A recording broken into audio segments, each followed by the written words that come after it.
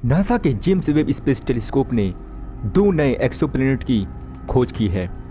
Exoplanet वह ग्रह होते हैं जो हमारे सौर मंडल के बाहर किसी तारे की परिक्रमा करते हैं, यानी वो हमारे सौर मंडल का हिस्सा नहीं होते हैं, जैसे मंगल ग्रह, बृहस्पति ग्रह, शनि ग्रह और हमारी पृथ्वी।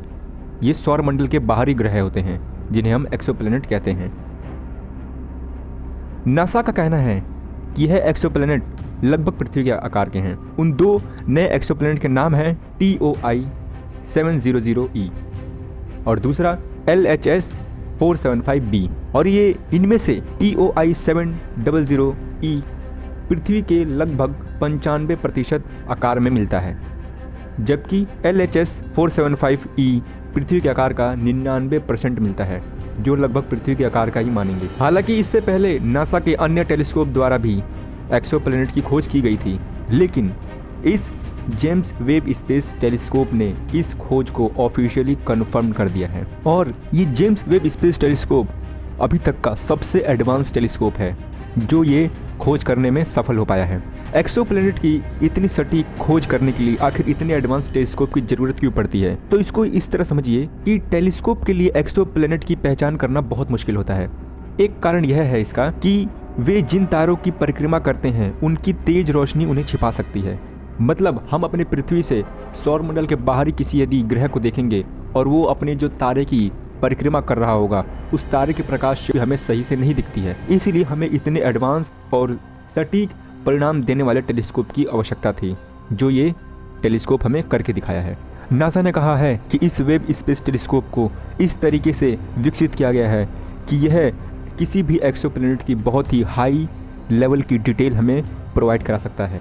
यह टेलीस्कोप इंफ्रारेड वेव्स के हाई टेक्नोलॉजी से लैस है। यह वेव्स एक प्रकार की इलेक्ट्रोमैग्नेटिक एनर्जी होती हैं जिन्हें हम ह्यूमंस अपनी आंखों से नहीं देख सकते।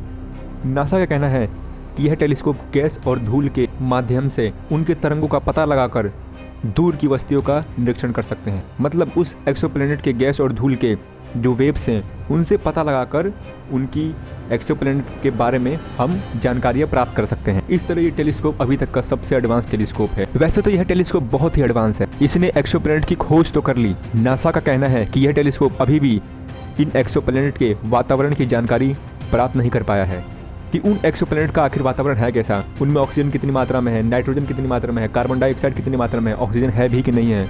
इन शॉर्ट उनके वातावरण के बारे में अभी इन्हें जानकारी प्राप्त नहीं हुई है। एक्सोप्लैनेट के वायुमंडल का पता लगाने के लिए वैज्ञानिक आमतौर पर कंप्यूटर मॉडल और टेलीस्कोप के डेटा का उपयोग करते हैं। इस तरह वो पूर्ण रूप से तो नहीं जान पाए हैं कि इन एक्सोप्लैनेट का वातावरण किस तरह का है, लेकिन फिर भी वे कुछ जानकारी प्राप्त कर पाए हैं। उदाहरण के लिए LHS 47b में घना वातावरण नहीं हो सकता, जो ज़्यादातर मीथेन है। इनफैक्ट वैज्ञानिकों ने यह भी कहा है कि यह भी संभव हो सकता है कि एक्सोप्लैनेट का कोई वातावरण ही ना हो। कुछ उपलब्ध आंकड़ों से पता चलता है कि एक्सोप्लैनेट में शुद्ध कार्बन डाइऑक्साइड का वातावरण हो सकता है, लेकिन शोधकर्ताओं ने कहा है कि वे एक्सोप्लैनेट के वातावरण की स्थितियां जानने के लिए भविष्य में और भी अधिक डेटा प्राप्त करने की योजना बना रहे हैं और भी वो अधिक डेटा प्राप्त करने की कोशिश करेंगे।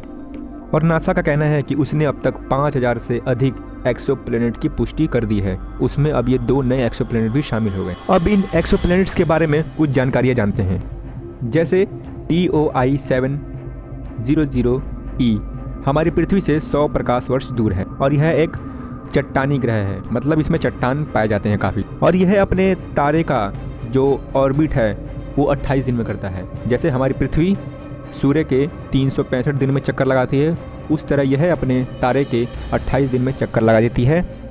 और अब बात करते हैं दूसरे एक्सोप्लैनेट की, LHS 475b।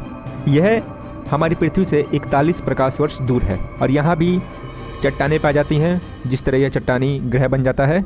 और यह अपने स्टार के काफ़ी करीब है। यह अपने स्टार की परिक्रमा 2 दिन में ही कर लेता है। अब आखिर ये प्रकाश वर्ष क्या होता है? प्रकाश वर्ष यानी एक वर्ष में यदि हम प्रकाश की गति से ट्रैवल करते हैं। अब यहाँ 41 प्रकाश वर्ष और 100 प्रकाश वर्ष दूर का मतलब क्या है? इसका मतलब यह है कि यदि हम लाइट की स्पीड से ट्रैवल करेंगे, हमें अपने धरती से उस ग्रह पर जाने पर 41 वर्ष लग जाएंगे।